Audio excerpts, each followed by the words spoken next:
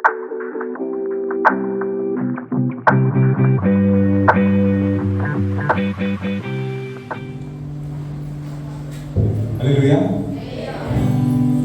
இந்த நாளிலும் ஆண்டவரை ஆராதிப்பதற்கு ஆண்டவர் நமக்கு நல்ல ஒரு வாய்ப்பை தந்திருக்கிறாங்க. நம்ம இருக்கிற இடத்துல அடுத்த 10 நிமிடங்கள் நமக்கு நல்லா தெரிஞ்ச பாடல்கள் தான். நீங்க அந்த வார்த்தைகளை உணர்ந்து இங்க துதிச்சு ஆண்டவரை ஆராதிங்க அப்படின்னு விரும்புகிறோம். தொடர்ந்து சீக்கிரமா சரியாயிடும் அப்படின்னு வந்துடும். நீங்க இன்னொன்று சேர்த்தாங்க நல்லா தெரிந்த பாடல்கள் தான். ஒரே மனதோடு ஆண்டவர் உங்க இடத்துல முன்னாடி நிறுத்தி அவரை ஆராதிச்சீங்கன்னா இந்த வேலை உங்களுக்கு ஆசீர்வாதமாய் அமையும் அப்படின்னு சொல்லி நம்புறோம். வேதத்தில் ஆண்டவர் சொல்லுகிறார், எந்த ஜனங்களையும் எனக்கென்று ஏற்படுத்தினேன், இவர்களின் துதியை சொல்லி வருவார்கள் அப்படின்னு வேதம் சொல்லுகிறது. எனவே உற்சாகத்தோடு நமக்கு தெரிந்த பாடல்களை கரங்களை தட்டி ஆண்டவருடைய நாமத்தை உயர்த்தி நம்ம ஆராதிக்க இருக்கிறோம். எனவே என்னோடு சேர்ந்து எல்லாரும் பாடலாம். ஒரு தெரிந்த பாடல்கள் தான். தூயாரி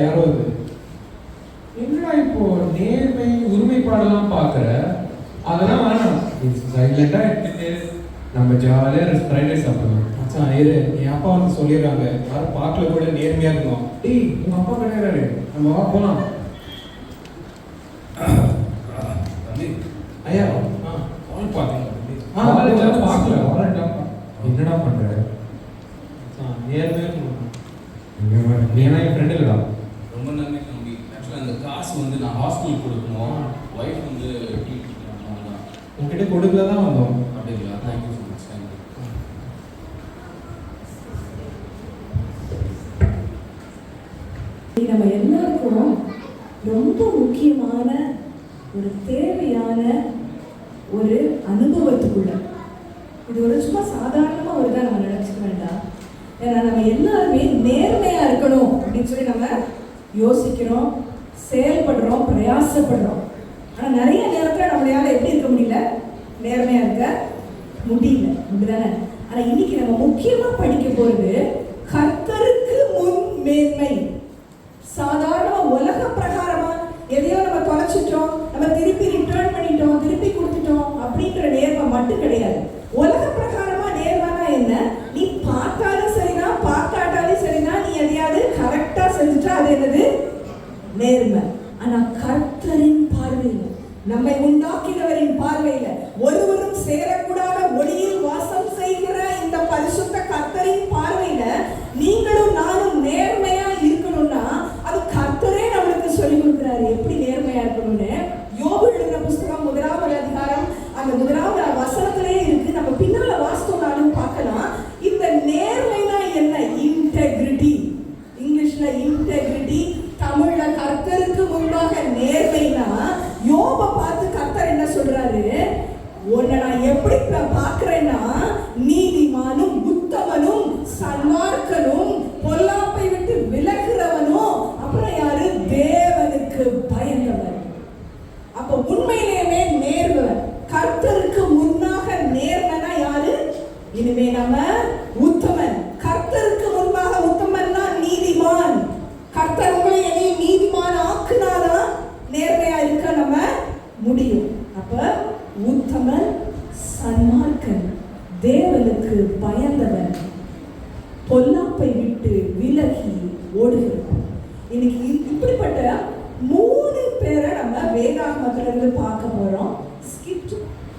ஏய் இது பாரு, நம்ம அப்பா ஏதோ ஒரு பெருசா ஏதோ கட்டுறாரு.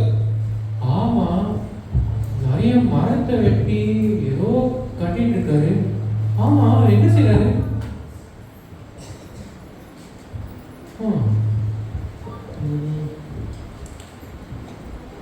கட்டுறது மட்டும் இல்லை, ஜனங்களோட அக்கிரமத்தையும் கண்டிக்கிறாரு. கத்தர்கிட்ட திரும்பி வந்து மன்னிப்பு கேட்க சொல்றாரு. அவர் பேசுறத வேற யாருமே கண்டுக்கல. ஆமா, அவர் கட்டுறது பக்கத்துல ஏதோ விருந்து மாதிரி இருக்கு. என்னது அது? ஆமா, நம்ம ஃப்ரெண்டோட கல்யாணம் தான். நம்ம கூட போலாமா? இல்ல வேண்டாம், ஏற்கனவே அப்பா வந்து ஸ்ட்ரிக்டா அதுக்கெல்லாம் போகாதீங்கட்டாரு. அப்படிங்களா? சரி, அவர்கிட்ட போய் என்ன நடக்குதுன்னு போய் கேட்கலாம்.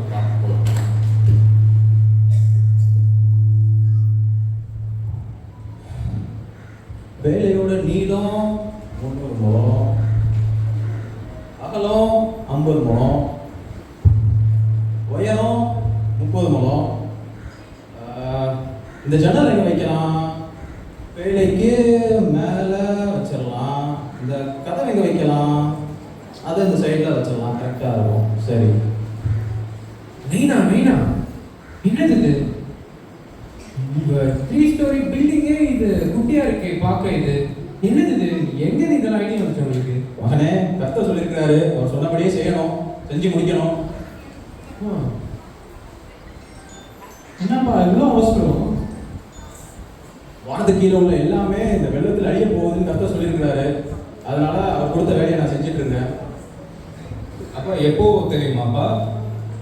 எப்போ நடக்கும்னு தெரியாது, ஆனால் அவர் சொன்னது அவர் சொன்னபடியே நடக்கும். அவருடைய வேலை வரும்போது நீ, நான், அம்மா, நம்மலாம் நம்ம குடும்பத்தில் உள்ளவங்க எல்லாருமே அந்த வேலையில தான் போக போகிறோம்.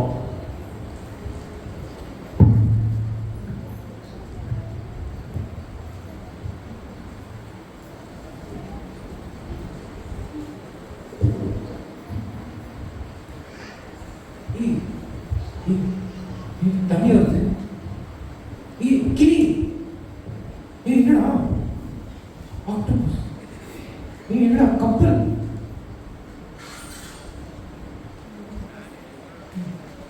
நோவாவின் 600 வயதிலே 2ஆம் மாதம் 17ஆம் தேதியே மகா ஆழங்களின் ஊற்றுகள் திறந்தன.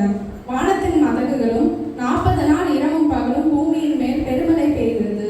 அன்று நோவாவும் அவர் மனைவியும் அவர் குமாரரும் அவர்கள் மனைவிகளும் பேழைக்குள் பிரவேசித்தனர். அவர்களோடு சகல மிருகங்களும் ஊரும் பிராணிகளும் பறவைகளும் பட்சிகளும் ஜோடியாக பிரவேசித்தன. பெருவெள்ளம் வானத்திலிருந்து சுவாசமுள்ள யாவும் அழிந்தது. 150 நாட்கள் எல்லாம் வெள்ளம் பயங்கரமாக இருந்தது. ஆனால் கர்த்தர் நோவாவையும் பேழையில் இருந்த சகலத்தையும் நினைத்தருளினார். காற்றை அனுப்பினார், ஆழத்தின் ஊற்று அடைக்கப்பட்டது, வானத்தின் மழை நிறுத்தப்பட்டது, பெருவெள்ளம் மெதுவாக வடிந்தது. நோவாவின் 601வது வயது 2ஆம் மாதம் 27ஆம் தேதி பூமி காய்ந்திருந்தது. அப்பொழுது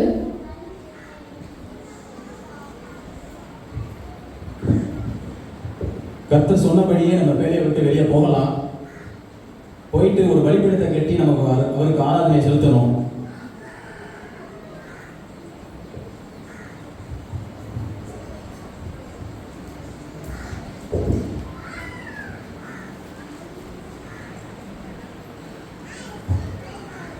ஆராதனை நாயகன் நீரே, ஆராதனை வேதரும் நீரே, ஆராதனை நாயகன் நீரே, ஆராதனை வேதரும் நீரே, ஆயுள்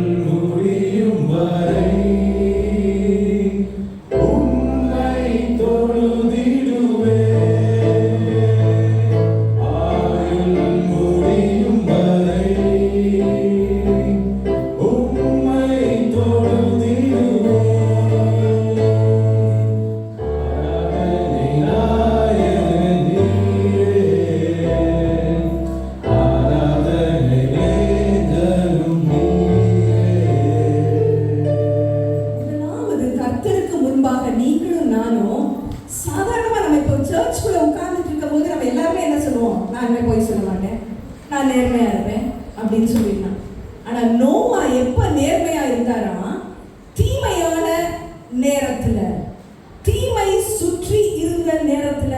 இது ஆதியாகமம் 6வது அதிகாரத்துல நம்ம வாசிக்கிறோம். பொல்லாப்பு அக்கிரமம் நிறைந்த வேளையிலே கர்த்தருடைய இருதயம் மனஸ்தாபப்பட்டது. மனுஷனை உருவாக்கியதற்காக கர்த்தர் மனஸ்தாபப்பட்டார் அப்படிங்கறத நம்ம பார்க்கிறோம். இங்கிலீஷ்ல எப்படி போட்டிருக்கு? The Lord God was grieved.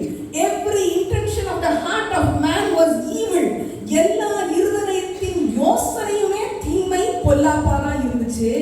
நோவாவுக்கு கர்த்தருடைய பார்வையில் தயவு கிடைத்தது. பொல்லாப்பு எல்லா இடத்துலயும் இருக்கலாம், தீமை எல்லா இடத்துலயும் இருக்கலாம், நேர்மை எங்கேயுமே இல்லாம இருக்கலாம். ஆனால் நோவாவுக்கோ கர்த்தருடைய பார்வையில் கிருபை, தயவு கிடைத்தது.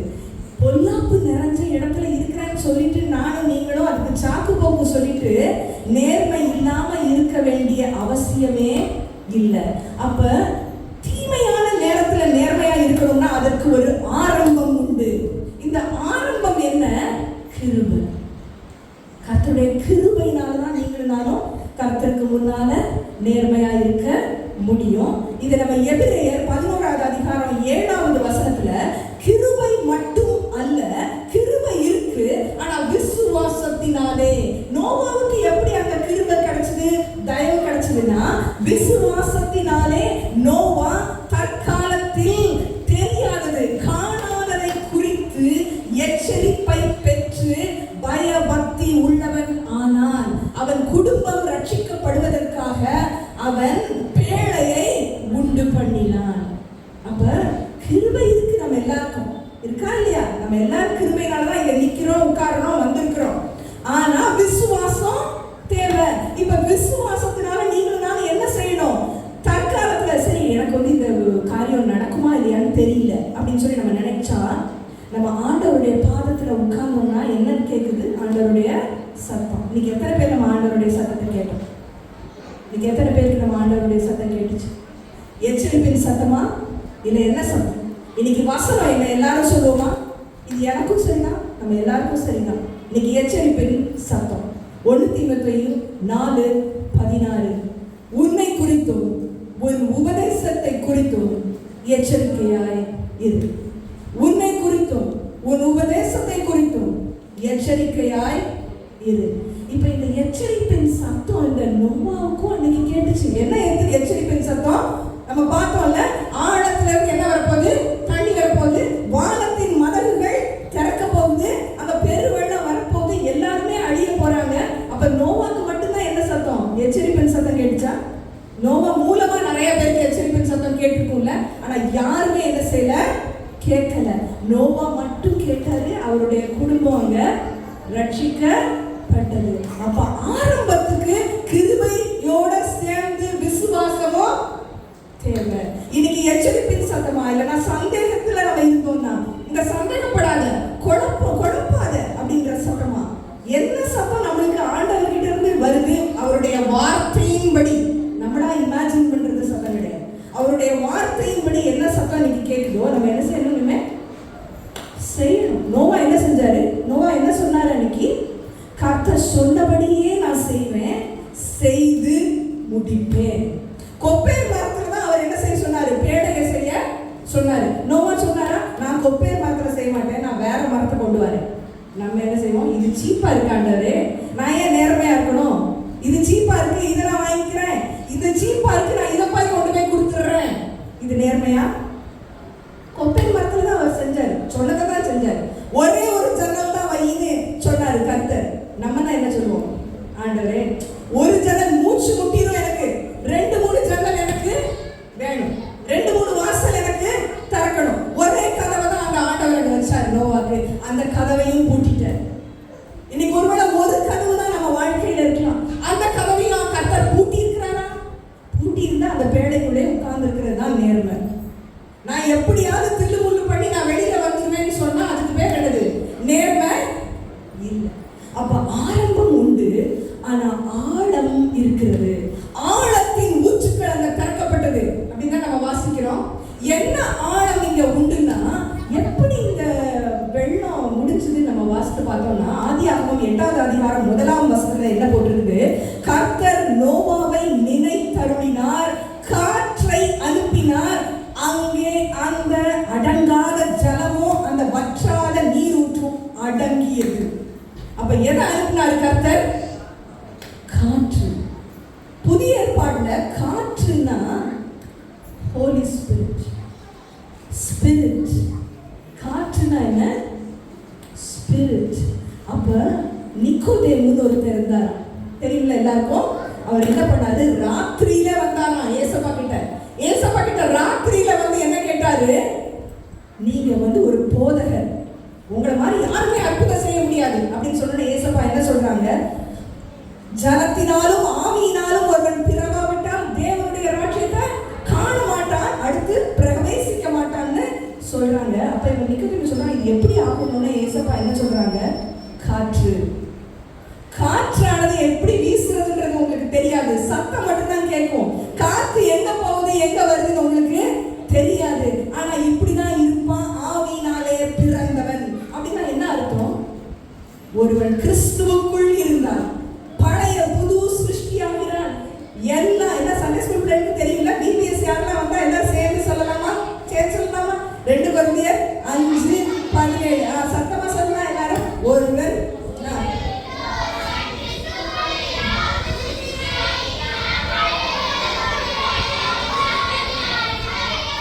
எல்லாம் புதுசா மாறுது, அப்படிதானே?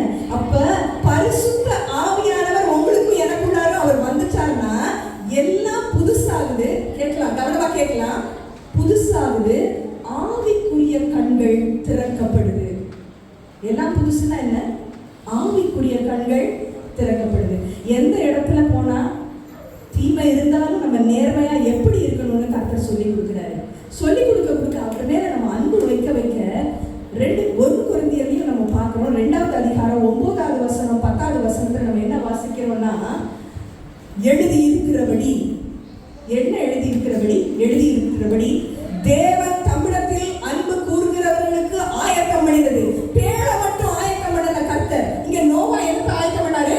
பேழை. ஆனா கர்த்தர் ஆயத்தம் பண்ணுகிறத கண் காணவும் இல்லை, காது கேட்கவும் இல்லை, மனுஷனுடைய இருதயத்தில் அது தோன்றுவதும் இல்லை. ஆனால் நமக்கோ பரிசுத்த ஆவியானவர், தேவ ஆவியானவர் அதை அருளி இருக்கிறார். ஆராய்ந்து அறிகிற தேவ ஆவியானவர் உங்களுக்குள்ள எனக்குள்ள இருந்தா இந்த கண் காணாத, காது கேட்க முடியாத, இருதயத்துல தோன்றாத பெரிய அற்புதத்தை, ஒரு பேழைய இன்னைக்கு நமக்கு கர்த்தர் ஆயத்தம் பண்ணி கொண்டிருக்கிறார். ஒருவேளை நம்ம நினைக்கலாம், நான் நேர்மையா இருந்துட்டேன் ஆண்டவரே, எனக்கு இருக்க கூட இடம் இல்லை. நான் நேர்மையா இருந்துட்டேன், எனக்கு வேலை இல்லை. நான் நேர்மையா இருந்துட்டேன் இந்த இடத்துல, ஆனா என் மேல போய் எல்லாரும் பழி சொல்றாங்க அப்படின்னு நினைச்சா இன்னைக்கு கர்த்தருடைய சத்தம் எப்படி இருக்கு? இன்னைக்கு நமக்கு அவர் மேல நீ அன்பு கூறு. அன்பு கூற போது கண்ணு காண முடியாது, காது கேட்க முடியாது, இருதயத்தில் தோன்ற முடியாத ஆழங்களை கர்த்தர் உங்களுக்கும் எனக்கும் திறக்க விரும்புகிறார். ஆழங்களை அடக்க விரும்புகிறார். திறக்கிறது மட்டுமல்ல, காற்று வந்தோடனே எல்லாம் அடங்கி போயிடுச்சு. யாரெல்லாம் எதிர்த்து இருக்கிறாங்களோ காத்து வந்துச்சுன்னா அங்க அடங்கிடும். அப்ப ஆரம்பம் மட்டுமில்ல, ஆழம் மட்டுமில்ல, அதிகாரத்தை உங்க கையிலையும் என் கையிலையும் கர்த்தர் கொடுக்க விரும்புகிறார். பேழை எங்க போய் நின்றுச்சு? பேழை எங்க போய் நின்றுச்சு? மலை. மலை எந்த மலை? அரராத் மலைகளிலே. அரராத் மலையில என்ன போச்சா? போய் தங்குச்சான். அரராத்னா என்ன அர்த்தம் தெரியுமா? பரிசுத்த இடம். எல்லாரும் சொல்லலாமா? அரராத்னா என்ன அர்த்தம்? பரிசுத்த இடம். அப்ப பரிசுத்த ஸ்தலத்திற்கு கர்த்தர் உங்களை என்னையும் கொண்டு போய் விட விரும்புகிறார். ஏன் என் வாழ்க்கையில போராட்டம்? ஏன் என் வாழ்க்கையில குழப்பம்? ஏன் என் வாழ்க்கையில ஆழத்துல இருந்தும் வருது, மேல இருந்து வருது, கீழே இருந்து வருது, எல்லா சைட்ல இருந்து ஏன் என் வாழ்க்கையில மட்டும் போராட்டம்? மற்றவங்க நல்லா இருக்காங்களே, நேர்மை இல்லாதவங்க நல்லா இருக்காங்களே, நான் நேர்மை இருந்தா மட்டும் எனக்கு ஏன் போராட்டம் நம்ம நினைச்சோம்னா கர்த்தர் உங்களுக்கு எனக்கும் அதிகாரத்தை கொடுக்க கையில விரும்புகிறார். அது என்ன அதிகாரம்? பரிசுத்தம். பரிசுத்தம் இல்லாமல் ஒருவரும் தேவனை தரிசிக்க முடியாது. ஆனால் இந்த பரிசுத்தம்ன்ற அதிகாரத்தை உங்களுக்கு எனக்கு கொடுத்தா, வெளிப்படுத்தின விசேஷம் கடைசி அதிகாரத்துல 11வது வசனத்துல என்ன பாட்டு போட்டிருக்கு? பரிசுத்தவான் இன்னும் பரிசுத்தமாகட்டும், நீதி செய்கிறவன் இன்னும் நீதி செய்யட்டும்.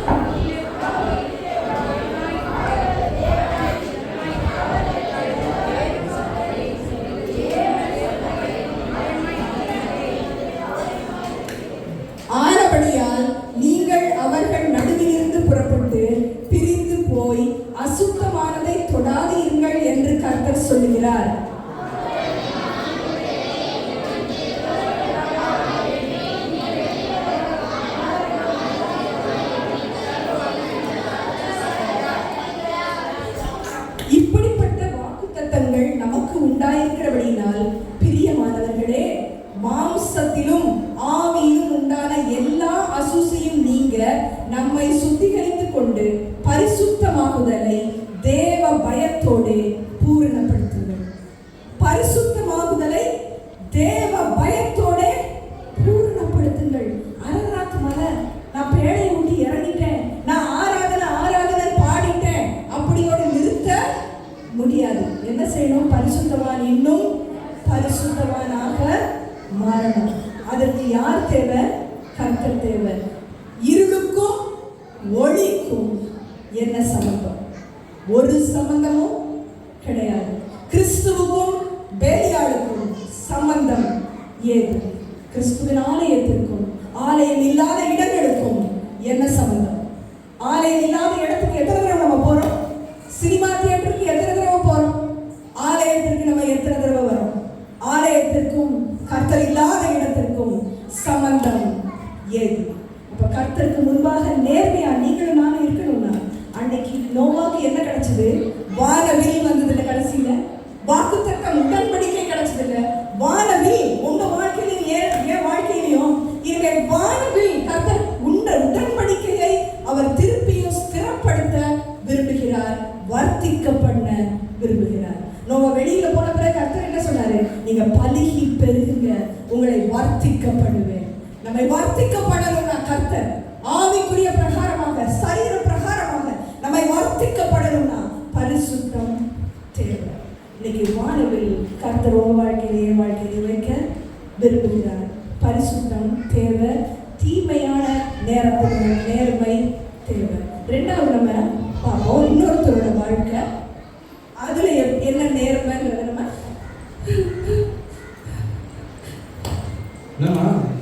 என்னம்மா பண்ற? ஏன் இப்படி அழுதுட்டு இருக்க? என்ன ஆச்சு உனக்கு? அப்படிலாம் இல்லை ஐயா, நான் ரொம்ப வேதனையில இருக்கேன். நான் கர்த்தரிடம் என் இருதயத்தை ஊற்றுகிறேன். கவலைப்படாதீங்கம்மா, கர்த்தர்கிட்ட உங்க பாரத்தை நீங்க கொடுத்துட்டீங்கல்ல, அவர் உங்களை பாரத்தை சுமப்பாரு. ஏற்ற வேலையில உங்களுடைய ஜெபத்துக்கு அவர் விண்ணப்பத்தை அறிவார். நாட்கள் சென்றன. அன்னாள் ஒரு குமாரனை பெற்றெடுத்தார். கர்த்தருடைய கிருபையினாலே பெற்றுக்கொண்டார். இந்த பிள்ளையை கர்த்தர்க்கென்று கேட்டபடியால் நான் ஒப்பு கொடுக்கிறேன். அவன் வாழும் ஒரு நாளும் கர்த்தருக்கே இருக்குமாக.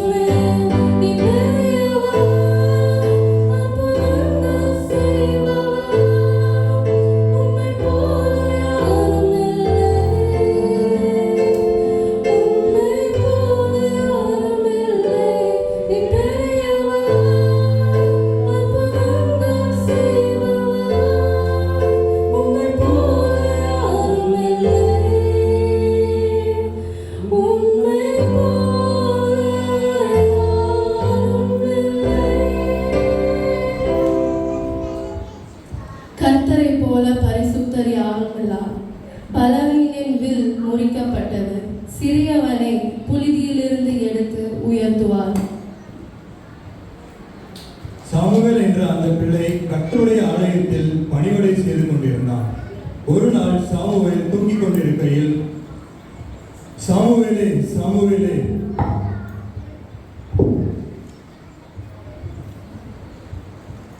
இதோ வந்துட்டேன். நானும் கூப்பிடுறீங்களா?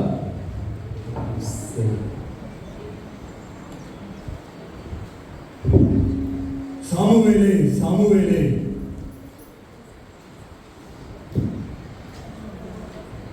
இதோ வந்துட்டேன். தம்பி, நான் அவனை கூப்பிடல. சாமி, நான் அவனை கூப்பிடல. அப்படியா? சரி. சாமுவேலே சாமுவேலே, இதோ வந்துட்டேன். இந்த தடவை நான் அவனை கூப்பிடல. திரும்ப திரும்ப உனக்கு அந்த குரல் கேட்டதுன்னா நிஜமா கர்த்தர் தான் உனக்கு கூப்பிடுறாரு. திரும்பவும் உனக்கு வந்து சாமியே யாராவது உனக்கு கூப்பிட்டாங்கன்னா அப்போ நீ சொல்லு, கர்த்தாவே சொல்லும்படின்னு கேட்கிறேன். சரி ஐயா.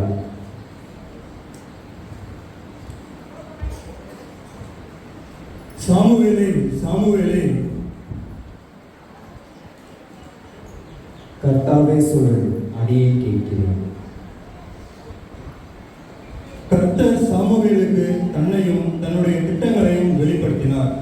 சாமுவேலோட கூட இருந்து அவன் வாழ்ந்த நாள் முழுவதும் பல காரியங்களை வெளிப்படுத்தி அவனை வழிநடத்தி வந்தார். சாமுவேலை கொண்டு ராஜாவாகிய சவுலையும் ஆடு மேய்த்துக் கொண்டிருந்த தாவீதையும் தேவன் அபிஷேகம் செய்ய பண்ணினார். சாமுவேலோட வாழ்க்கை நம்மளுக்கு நல்லா தெரியல. ஆனா இது எப்படிப்பட்ட காலமா இருந்துச்சு? முதல்ல தீமையான காலம், அதுல நேர்மை. இது எப்படிப்பட்ட காலம்? தரிசனம் இல்லாத நேரம். தரிசனம் இல்லாத நேரத்திலையும் அங்க சாமுவேல் எப்படி இருந்தாரா? நேர்மை உள்ளவரா இருந்தாரா? அங்க 1 சாமுவேல் 3வது அதிகாரம் முதல்ல துவக்கத்துல என்ன போட்டிருக்குது? தரிசனம் அங்க இல்ல, கர்த்தருடைய வார்த்தை அரிதாய் இருந்தது. அப்ப கர்த்தருடைய வார்த்தை அங்க அரிதாய் இருந்த நேரத்திலையும் சின்ன சாமுவேல் எங்க இருந்தாரு? கர்த்தாவே சொல்லும், அடியேன் கேட்கிறேன். எல்லாரும் சொல்லுவோமா சின்ன பிள்ளைங்கலாம்? கர்த்தாவே அடியேன் கேட்கிறேன். அப்ப இதுல ஒரு ஆரம்பம் தேவை, அப்படிதானே? இதுக்கு ஒரு ஆரம்பம், இந்த நேர்மைக்கு ஒரு ஆரம்பம் தேவை. இந்த ஆரம்பம் யாருல ஆரம்பிச்சதுன்னா அந்நாளிலே ஆரம்பிச்சது. நம்ம பெண்கள் சும்மா உட்கார்ந்து வேண்டாம். நம்ம பிள்ளைங்க வந்து இங்க போகுது அங்க போகுது, ஆலயத்துக்கு வரல, நேர்மையா இல்ல அப்படின்னு சொல்லி நம்ம பெண்கள் வந்து நம்ம கலக்கம் அடைஞ்சிட வேண்டாம், நம்ம தயங்கிட வேண்டாம், குழப்பம் அடைஞ்சிட வேண்டாம். நம்ம என்ன செய்யணும்? ஆண்டவருடைய சமூகத்திற்கு ஓடுறது மட்டும் பத்தாது, நம்ம இருதயத்தை ஊற்றி விட வேண்டும். அண்ணாள் என்ன செஞ்சா? அங்க ஆரம்பம் அண்ணாளியிடம் தான் அந்த நேர்மை ஆரம்பிச்சது. அவன் எங்க போனா? வேற மத்தவங்க வீட்டுக்கு போய் ஐயோ எனக்கு பிள்ளை இல்லை அப்படின்னு சொல்லல. அவன் எங்க போனா? ஆண்டவருடைய சன்னிதானத்திலே போய் தன் இருதயத்தை ஊற்றுறது மட்டுமல்ல, அங்க என்ன வாசிக்கிறோம்? வெகு நேரம் வேண்டுதல் செய்தார். வெகு நேரம் வேண்டுதல் செய்கிற ஸ்திரீகள் இங்க எத்தனை பேர்? வெகு நேரம் அவன் என்ன செஞ்சானா? கர்த்தருடைய பாதத்துல வேண்டுதல் செஞ்சா. வேண்டுதல் செஞ்சது மட்டுமல்ல, உறுதி இருந்துச்சு அவருக்கு. என்ன உறுதி? அவன் என்ன சொன்னா? பிள்ளை கிடைச்சிச்சு, இனிமே எனக்கு வச்சுக்கிட்டாளா?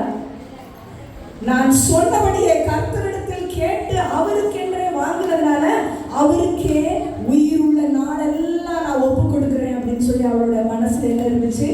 உறுதி. இன்னைக்கு நம்ம பெண்களுக்கு எத்தனை பேருக்கு உறுதி இருக்கு மனசுல? மதர்ஸ் டே இல்ல? அப்ப பெண்களுக்கு எத்தனை பேருக்கு இன்னைக்கு உறுதி? என் பிள்ளையை நான் கொடுத்துட்டேன்னு சொல்லிட்டேன்னா திருப்பி திருப்பி நம்ம வாங்கிக்கிறோமா? நமக்கே கொடுத்துட்டேன்னா அது ஆண்டவருக்கே கொடுத்துட்டேன், அவ்வளவுதான். அது ஆண்டவருக்கே உயிருள்ள நாளெல்லாம் இனிமே கொடுத்துட்டேன். இன்னைக்கு உறுதி இருக்குமா நமக்கு? இல்ல பிள்ளை மட்டும் இல்ல, வேற எதையாவது நம்ம யோசிச்சு பார்க்கலாம். ஆண்கள், குடும்ப தலைவர்கள், நமக்கு எவ்வளவு உறுதி நம்ம மனசுல இருக்கு? எவ்வளவு நேரம் நம்ம ஆண்டவருடைய சமூகத்துல நம்மை ஊற்றி விடுகிறோம் அப்படின்றதா? அதுதான் நேர்மைக்கு ஆரம்பம். நேர்மைக்கு ஒரு ஆழம் உண்டு. அந்த ஆழம் என்ன? கர்த்தரை அசட்டை பண்ணக்கூடாது. ஏலி என்ன பண்ணாரு? ஏலி அவருடைய குடும்பம் கர்த்தரை அசட்டை பண்ணது. அப்ப தேவனுடைய மனுஷன் அங்க ஒருத்தர் வந்தாரு, அவருக்கு பேரு கூட அங்க பைபிள்ல இல்ல. ஆனா 1 சாமுவேல் 2வது அதிகாரம் 30வது வசனத்துல என்ன போட்டிருக்கு? அந்த மனிதன் வந்து என்ன சொல்றாரு ஏலி கிட்ட? கர்த்தரை அசட்டை பண்ணினால் கர்த்தர் உன்னை கனவீனம் பண்ணுவார். எவ்வளவு பெரிய எச்சரிப்பு! கர்த்தரை அசட்டை பண்ணினால் கர்த்தர் கனவீனம் பண்ணுவார். கர்த்தர் மேல பாரத்தை ஊற்றி விட்டார், அவர் கனம் பண்ணுவார். சாமுவேல், சின்ன சாமுவேல எப்படி அவர் ஆழத்திலிருந்து தூக்கி விட்டு, தூக்கத்திலிருந்து சாமுவேல் என்ன கேட்கிறாரு? அவருடைய சத்தத்தை கேட்கிறாரு. இதுல இங்கிலீஷ்ல எல்லா சின்ன பிள்ளைங்க, நம்ம எல்லாரும் யூத் யார் இருக்கிறோமோ எல்லாருமே படிச்சுக்குவோம். இங்கிலீஷ்க்கு என்ன வார்த்தை? ஹியர். இயர் மட்டும் கிடையாது, கேட்கறதுனா என்னது?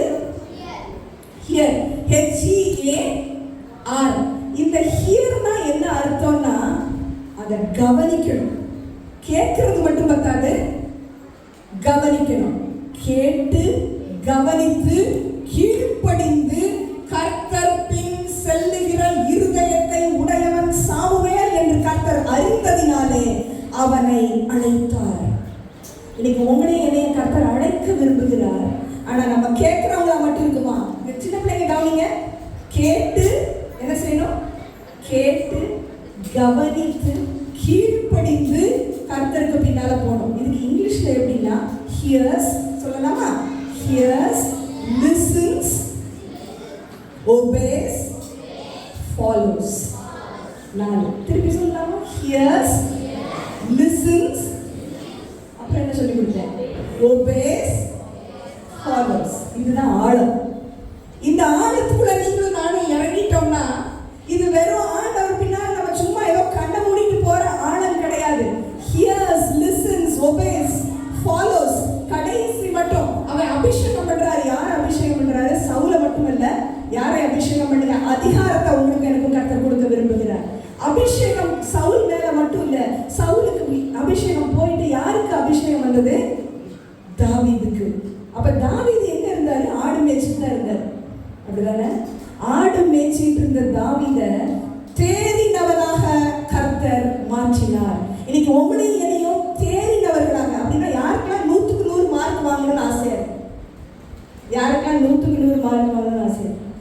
பிள்ளைங்களுக்கு மட்டும்தான். நமக்கெல்லாம் நம்ம வேலை செய்யற இடத்துல, நம்ம வீட்டுல, நம்ம அடுப்பாங்கரையில இருந்தாலும் சரிதான், நம்ம எங்க இருந்தாலும் சரிதான், நமக்கு ஆண்டவருடைய பார்வையில நீ நேர்மையானவன், நேர்மையானவன் 100க்கு 100 வாங்க வேண்டாமா?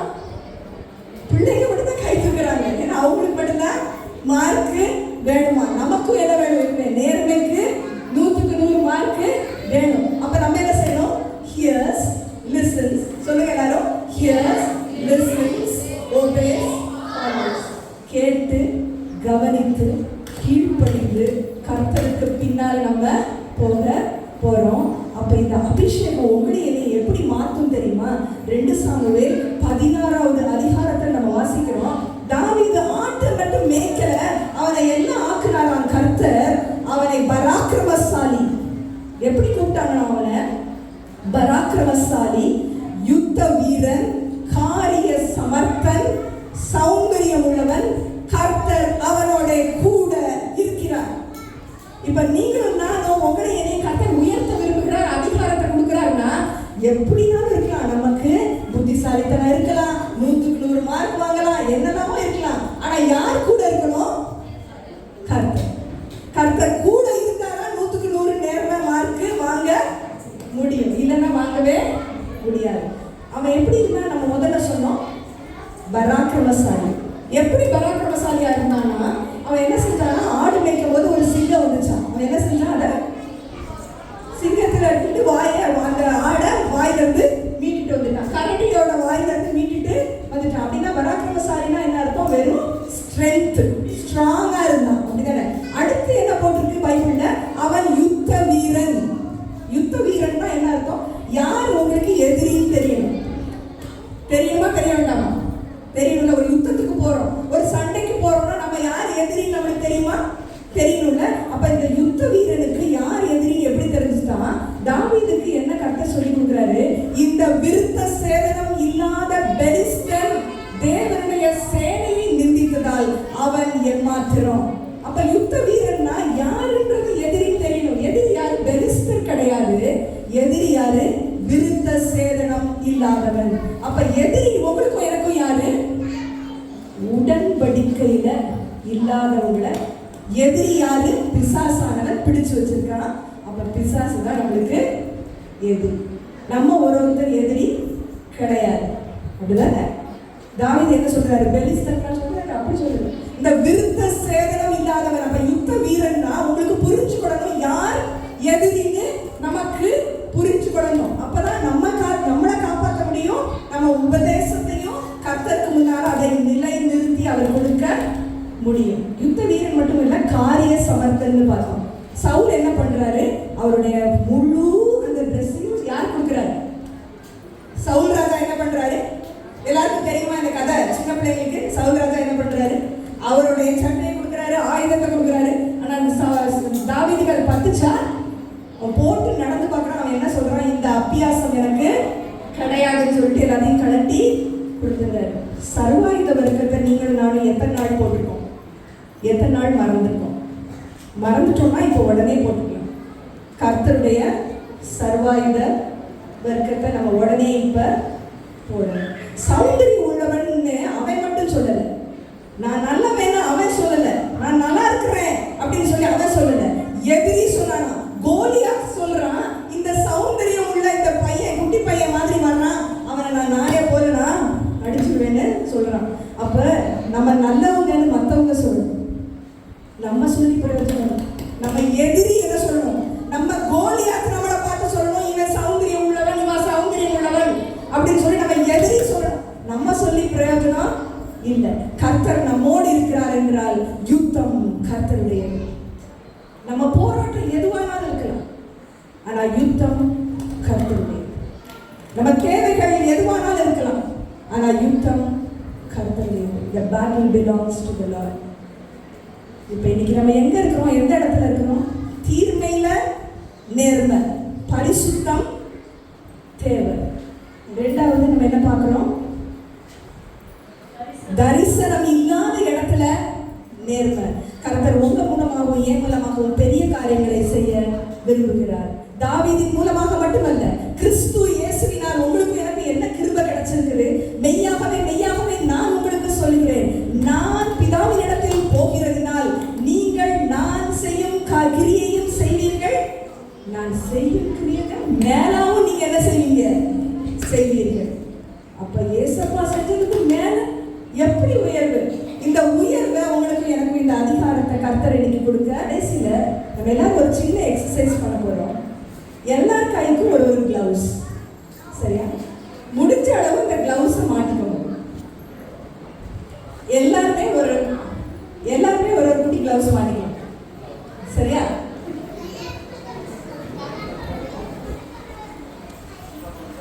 எல்லாருமே ஒரு கையில மட்டும்தான் மாட்டிக்கோங்க.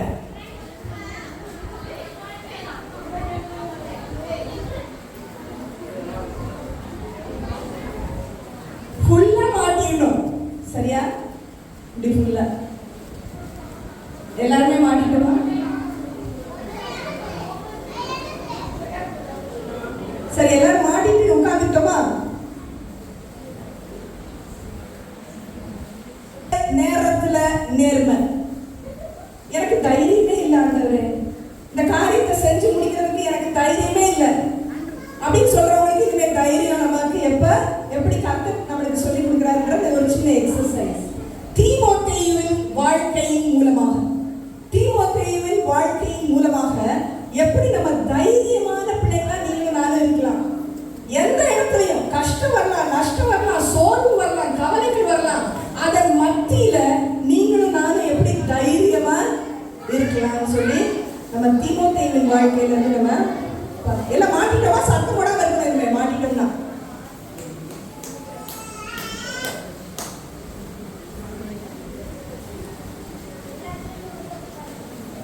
இது ஆக்சுவலா பல வருஷங்களுக்கு முன்னாக கேத்ரின் குல்மன் என்ற அம்மையார் அவங்க இது சொல்லி கொடுத்த எக்ஸசைஸ். எத்தனையோ வருஷங்களுக்கு முன்னாக அவங்க சொல்லி கொடுத்த எக்ஸசைஸ். அவங்க கர்த்தருடைய ஒரு பெரிய ஊழியக்காரங்க, கேத்ரின் குல்மன் அவங்க சொல்லி கொடுத்த எக்ஸசைஸ். இது என்ன? இப்ப இந்த வெறும் கிளவுஸ் இருந்துச்சுன்னா, யாராவது ஒருத்தர் சீக்கிரமா வெறும் கிளவுஸ் இருந்ததுன்னா அது ஏதாவது பிரயோஜனம் இருக்கா? பரிசுத்தம் இருக்கலாம், நம்ம பரிசுத்தம்னு சொல்லலாம், பெரிய காரியங்களை நான் செய்ய போறேன்னு சொல்லலாம், ஆனா பிரயோஜனம் இருக்கணும்ல. வெறும் கிளவுஸ்ல சும்மா ஆடிட்டு இருக்கும், பிரயோஜனம் இல்லை. ஆனா நம்ம கையை உள்ள போட்டுட்டோம்னா பிரயோஜனம் இருக்கா இல்லையா? இருக்கு. இப்ப கர்த்தருடைய அழைப்பை நம்ம பெற்றிருக்கலாம், ஆனா அநேக நேரம் நம்ம என்ன செய்யறோம்? தைரியமே இல்லாம நம்ம பின்வாங்கி போகிறவர்களாக நம்ம அநேக நேரம் காணப்படுறோம். இனிமே நான் பின்வாங்கி போக மாட்டேன் ஆண்டவரே, நான் என்ன பண்ண போறேன்? ஜெபிக்க போறேன். முதல்ல என்னது? ஜெபி. இந்த எல்லாரும் இந்த பெருவரல் எல்லாம் சின்ன பிள்ளைங்க எல்லாரும் கவனிச்சுக்கலாம். வாங்க. இப்ப எல்லாரும் நம்ம என்ன பண்ண போறோம்? ஃபர்ஸ்ட் என்ன செய்ய போறோம்? பெருவரல் தான் பிரதானமானது. இந்த பெருவரல் இல்லைன்னா ரொம்ப கஷ்டம், அப்படிதானே? அப்ப ஜெபம் இல்லைன்னா ரொம்ப கஷ்டம். 1 தீமோத்தேயு 2வது அதிகாரம் 1ஆம் வசனத்துல இருந்து நம்ம என்ன வாசிக்கிறோம்? நம்ம எல்லா மனுஷருக்காகவும் விண்ணப்பங்களையும் ஜெபங்களையும் வேண்டுதல்களையும் ஸ்தோத்திரங்களையும் நம்ம செய்யணும். அதிகாரத்தில் இருக்கிறவங்களுக்கும் நம்ம என்ன செய்யணுமா? அதே மாதிரி விண்ணப்பங்களையும் ஜெபங்களையும் வேண்டுதல்களையும் ஸ்தோத்திரங்களையும் நம்ம செய்யணும். எல்லாம் சத்தமா சொல்லாம நம்ம இனிமே எப்படி ஜெபிக்க போறோம்? விண்ணப்பங்கள். விண்ணப்பம்னா என்ன அர்த்தம்? எனக்கு உனக்கும் தேவையானது. அதான் முதல்ல. எனக்கு உனக்கு தேவையானது, இன்னைக்கு நம்ம நாட்டுக்கும் தேவையானது, நம்ம ஸ்டேட்டுக்கு தேவையானது, நம்ம சமுதாயத்துக்கு தேவையானது, நம்ம சபைக்கு தேவையானது. ஜெபி. ஜெபிக்கிறோமா? ஜெபிப்போம். சரியா? எல்லா மனுஷருக்காகவும் நம்ம என்ன செய்ய போறோம்? ஜெபிக்க போறோம். ஜெபம்னா இது சும்மா ஏதோ சும்மா மந்திரம் மாதிரி சொல்றது கிடையாது. கர்த்தருக்கு முன்னாக கர்த்தருக்கு பயந்து செய்கிறது தான் ஜெபம். அதுதான் ஜெபம். மூணாவது வேண்டுதல்னா நீ கர்த்தருடைய அந்த பரிசுத்த ஸ்தலத்துக்கு நீங்களும் நானும் நேரே போகிறதற்கு இயேசு கிறிஸ்து மத்தியஸ்தராக இருக்கிறார். அதுதான் அங்க வேண்டுதல். வேண்டுதலுக்கு நீங்களும் நானும் எல்லாத்தையும் கொண்டு போக வேண்டிய தேவை இல்லை. ஏன்னா அவர் ஒரே மத்தியஸ்தர். ஸ்தோத்திரம் அதற்காக செய்யணும். அதான் அந்த 4. திருப்பி சொல்லுவோமா? விண்ணப்பம், ஜெபம், வேண்டுதல். வேண்டுதல்னா இன்டர்செஷன். வேண்டுதல், அடுத்து ஸ்தோத்திரம். எல்லாரும் ஸ்தோத்திரம் சொல்லுவோமா? இந்த கையை வச்சுக்கணுமே. ஸ்தோத்திரம் சொல்லலாம். ஸ்தோத்திரம் ஏசப்பா சொல்லலாம். ஸ்தோத்திரம் ஏசப்பா. ரெண்டாவது இங்க ஒரு இது என்னது? ஆள்காட்டி விரல்.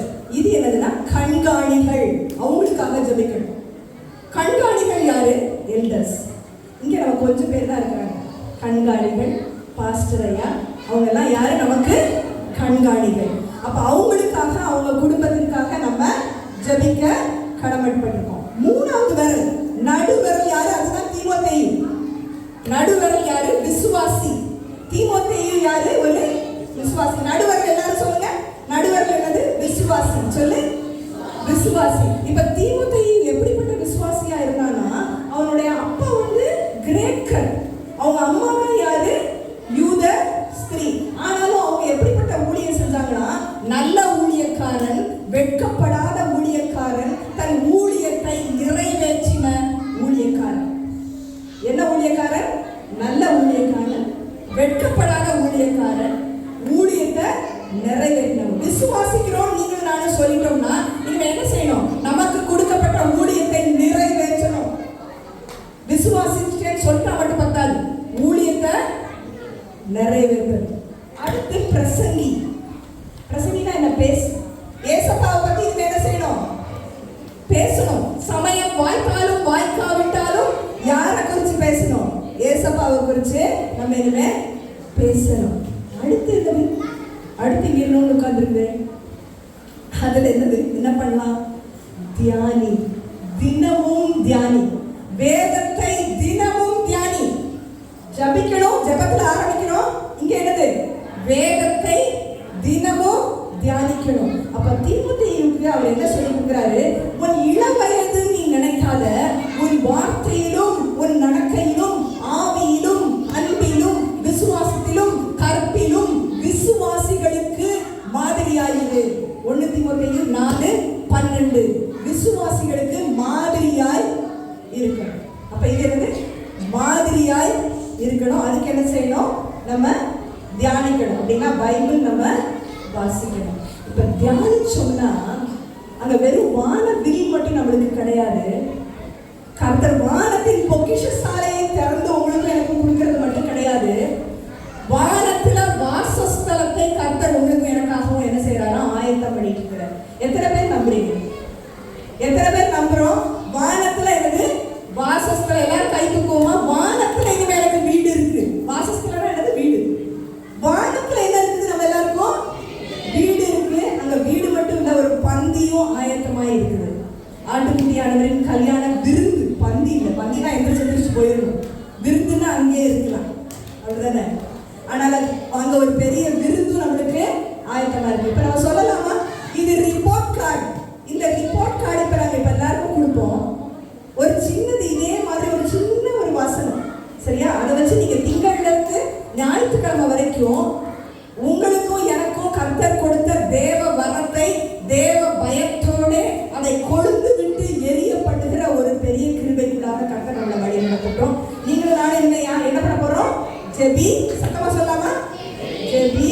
அடுத்து கண்காணிகளுக்காக ஜெபி, விசுவாசி, பிரசங்கி, தியானி. தினமும் என்ன பண்ணணும்? நம்ம வேத வசனத்தை தினமும் நம்ம தியானிக்க போறோம். அப்ப இனிமே என்ன வில்லெல்லாம் கர்த்தர் முடிக்கிறாரு? என்ன வில்லெல்லாம் முடிச்சாரு? வானவில்ல அங்க வச்சாரு, வெள்ளத்தை முடிச்சு வானவில்ல வச்சாரு, பகலில் பறக்கும் அம்பு அங்க முறிக்கப்பட்டது. கடைசியா நம்ம ஒரு வில்ல பார்க்க போறோம். நான்